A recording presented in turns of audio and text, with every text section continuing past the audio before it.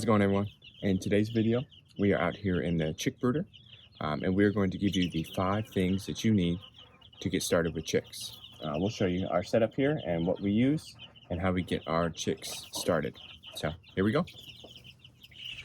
All right, so the first thing that you're going to need is a brooder, or a place to keep your chicks. So chicks need about a half a square foot to a square foot per chick. These guys are roughly 2 to 3 weeks old, so we have just upgraded them to a bigger space. The second thing that you're going to need is bedding. We use shredded pine shavings. You can use the fine pine shavings if you'd like, but we will come out and put a fresh layer of pine shavings on top every day, and then we clean this out probably once a week and put fresh stuff in here to keep everything nice and clean. All right, so the third thing that you are going to need to start your chicks is a heat source, and this is probably the most important thing for your chicks, besides of course food and water. But you can either use a heat lamp or a heat plate. We currently are using a heat lamp. We've never had any issues with the heat lamp. We do have 27 chicks. We started with 30, but 3 of them did not make it in the mailing process. We have always used a heat lamp and never had an issue.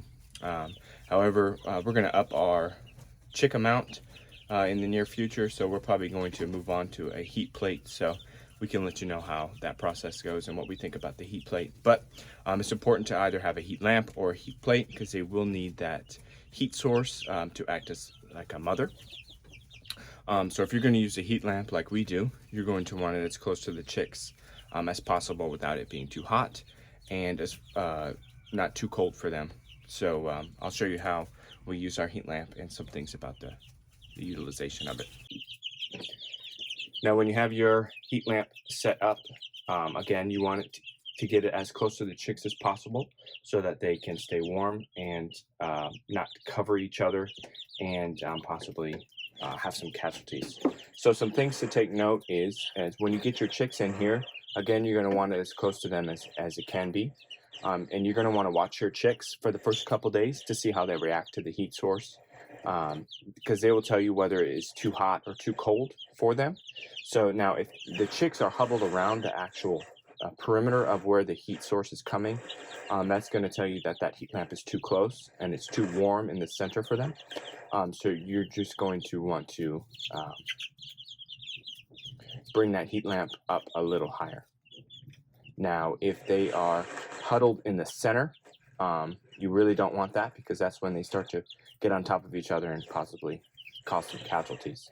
So if they are all huddled up in the center, your heat lamp is probably going to be too far away, because they're trying to get warm by huddling with each other. So once you find that happy medium, that's when your heat lamp will stay. As they grow and get bigger, you're going to raise your heat lamp up, and again, you're going to repeat that process to see where the right spot for that heat source is. All right, now numbers 4 and 5 for the things that you're going to need to get your chick started is food and water. So for food, you can use something like this. Again, we have up to about 30 chicks at a time, and this works perfectly. If you have more, you can get more than one of these. And then you're going to need a water source. Again, as your chicks grow, these things will have to be upgraded. So for the first couple days, this will probably work for about 30 chicks. And then you're going to want to upgrade to a bigger one. And then something to note, we feed our chicks the dry feed for the first 3 weeks. And then we start to feed them fermented feed. So we use this pretty much the whole time. When they're about 3 weeks, we double these, so we have 2 of them, and we fill them with the fermented feed. So they're going to start their fermented feed here in a few days. But you want to make sure that these are accessible to them and clean throughout the day and changed regularly.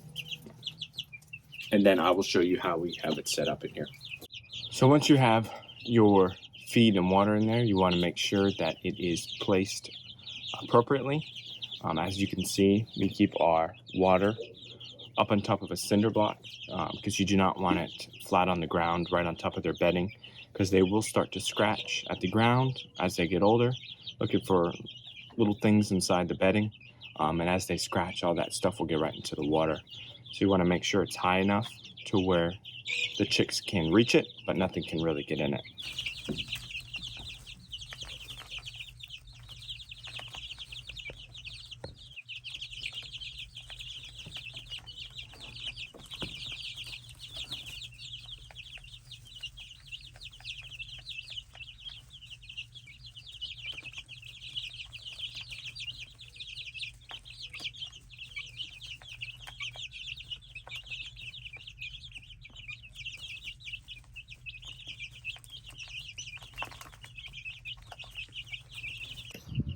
All right. Thank you for watching this video today. I hope that you were able to learn a few things about getting chicks started. And that was the 5 things that you need to get started with chicks. Just to recap, you need the space for them or a brooder. You're going to need bedding, fresh bedding daily. You're going to need a heat source, whether it be a heat lamp or a heat plate. And then you're going to need feed and water that is cleaned and changed daily. Thank you for watching the 5 things that you need to get started with chicks. We hope that you were able to learn something so that you're able to raise your own chicks.